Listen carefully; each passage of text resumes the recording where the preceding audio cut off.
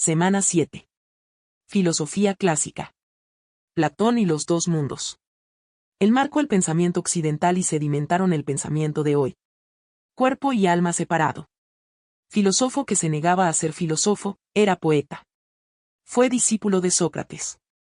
Vivía en el conflicto. Terminó concluyendo que lo único que vale es la inteligencia y el razonamiento racional. Principales aportes. 1-Posición innatista, gnoseología. Él pensaba que el ser humano nace con unas ideas, para él la idea existía, era un ente, idea es algo que se establece, permanece. Para Platón, la idea tiene valor de verdad. Las ideas existían en un mundo, mundo de las ideas. El alma es un ente eterno. Nacemos con ideas que ya estaban ahí, que vienen con el alma, seteadas, que solo tenemos que recordarlas al aprender. Hay dos mundos, el material y el espiritual. Para él mientras más conocemos, más somos y mientras menos conocemos, menos somos.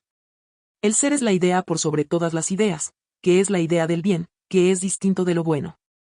2-Dualismo ontológico y gnoseológico. Creo que acá tiene que haber cosas que puse en el 1. 3-Homomorfismo, ontos gnosis etos. Misma forma entre el ser, conocer y la ética. 4-Método dialéctico, metodología platónica para hacer filosofía. La filosofía es una confrontación, un diálogo de ideas. En la confrontación de verdades parciales se puede llegar a algo superador, de ahí viene dialéctica, que es algo que supera los contrarios, llegando al mundo de la razón. 5. Síntesis del pensamiento filosófico anterior. Él pensaba la realidad en dos partes o mundos. El mundo inteligible, racional, el mundo de lo que existe, y el mundo sensible, que es un mundo de apariencia, que es una copia del mundo de las ideas. Alegoría de la caverna, publicado en La República, libro político, capacidad de pensar por uno mismo. Cuenta, genera angustia, pero nos terminamos dando cuenta dónde estamos. No hay posibilidad de cambiar la realidad si no me confronto con otra realidad. El filósofo siente la vocación de volver a la cueva a dar salida a la gente de ahí y lo puedan tildar de loco, no le crean y lo maten o que lo ignoren. Imagina a un grupo de personas que han estado encadenadas desde su nacimiento en el fondo de una caverna, de espaldas a la entrada. No pueden moverse ni mirar hacia atrás, solo pueden ver las sombras proyectadas en la pared frente a ellos. Detrás de estas personas, pero fuera de su vista, hay un fuego, y entre el fuego y ellos, otros seres humanos pasan objetos que proyectan sombras en la pared. Los prisioneros, al no conocer otra realidad, creen que estas sombras son todo lo que existe. Un día, uno de los prisioneros es liberado. Al principio, es deslumbrado por la luz del fuego, pero con el tiempo logra adaptarse y, finalmente, es llevado fuera de la caverna, donde experimenta la luz del sol y descubre la verdadera naturaleza de las cosas. Se da cuenta de que las sombras eran solo una pobre representación de la realidad. Asombrado por su descubrimiento, decide regresar a la caverna para liberar a los demás prisioneros. Sin embargo, estos lo rechazan y ridiculizan, ya que prefieren seguir creyendo en la realidad que han conocido siempre, las sombras, antes que enfrentarse a la posibilidad de que su comprensión del mundo sea errónea. Interpretación filosófica. 1. La caverna representa el mundo de las apariencias o la ignorancia. 2. Las sombras son las ilusiones o percepciones limitadas que tenemos de la realidad. 3. El prisionero liberado simboliza al filósofo, que busca el conocimiento verdadero y alcanza una comprensión más profunda de la realidad. 4. El sol representa la verdad o el bien, según Platón, el conocimiento supremo. 5. La salida de la caverna es el proceso de educación y transformación intelectual que lleva a una comprensión más auténtica del mundo. Platón usa esta alegoría para mostrar cómo la mayoría de las personas viven en un estado de ignorancia, creyendo en las apariencias superficiales del mundo. Y cómo la educación puede llevarnos a descubrir verdades más profundas. También pone de relieve la resistencia que muchas veces enfrenta quien intenta sacar a otros de la ignorancia, ya que el proceso de confrontar nuestras creencias puede ser doloroso y desafiante. Semana 7. Racionalismo cartesiano y empirismo clásico.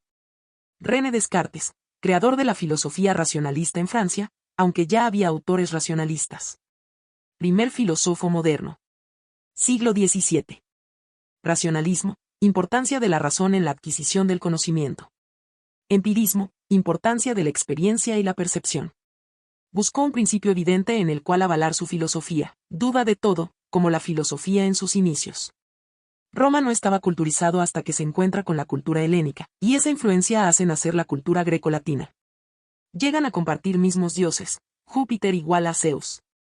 Constantino en el 300 hace un edicto de tolerancia, Edicto de Milán.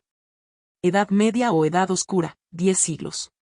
Descartes no dio origen a una época, sino que la época dio origen a un Descartes.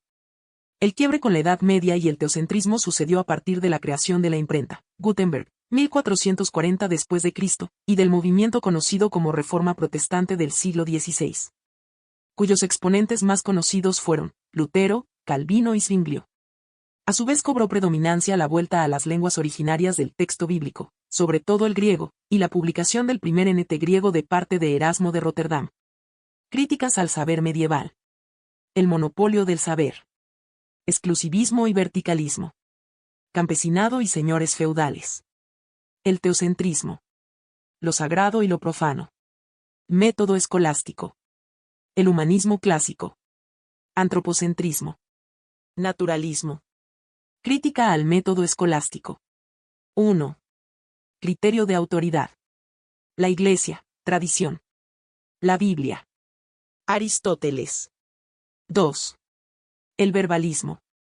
3. El silogismo.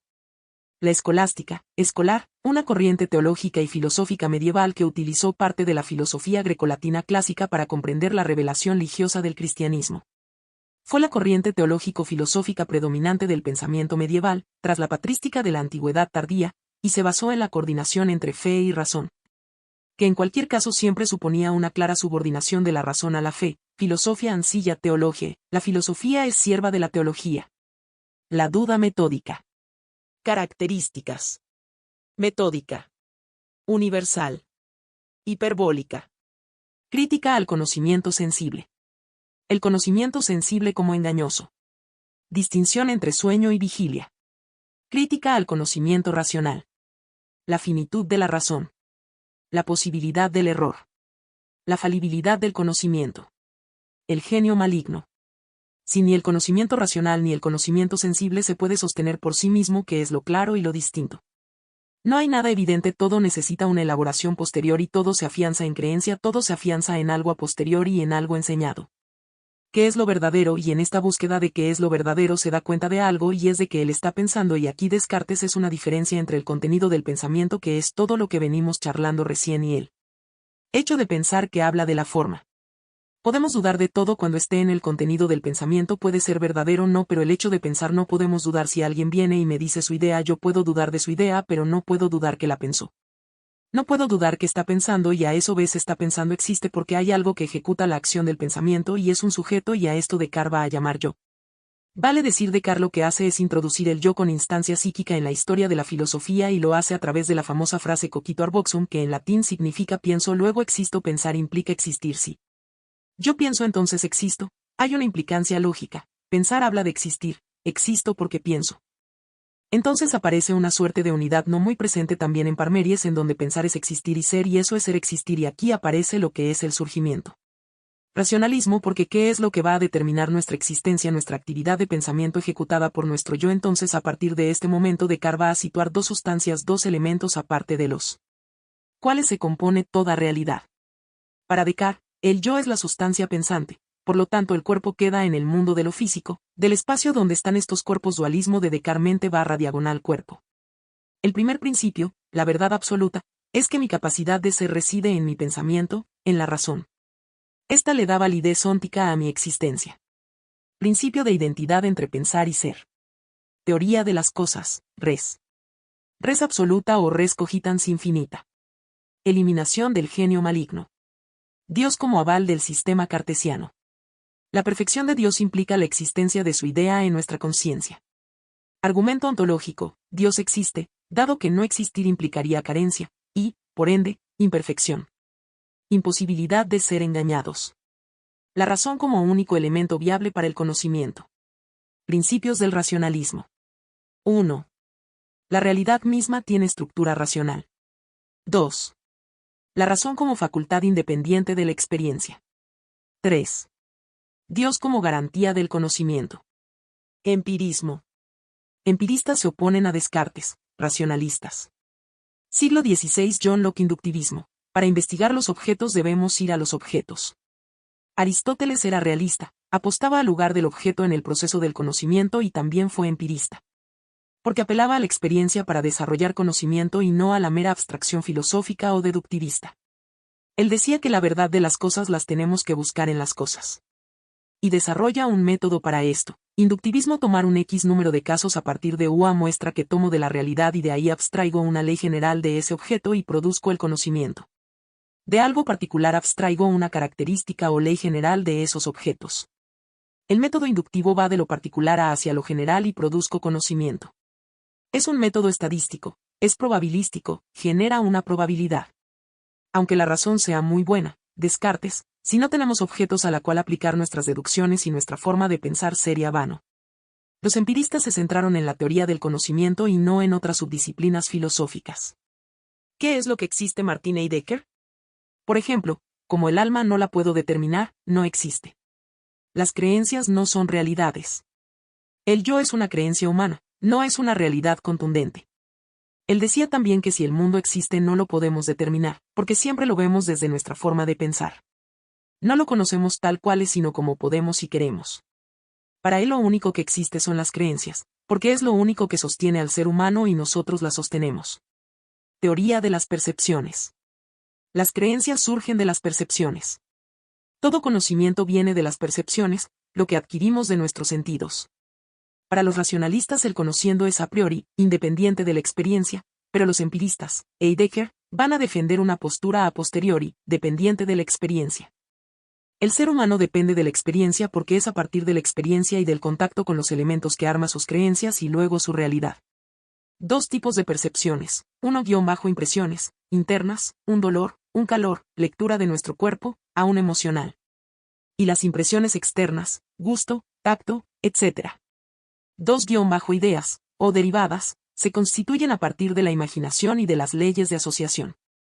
Ejemplo, una fantasía. La imaginación asocia elementos ya experimentados previamente y proyectando a una realidad futura. Leyes de asociación: asociamos las cosas por semejanza, por continuidad, cercanía, y por lógica causa-efecto. Para los empiristas, sin experiencia no hay nada.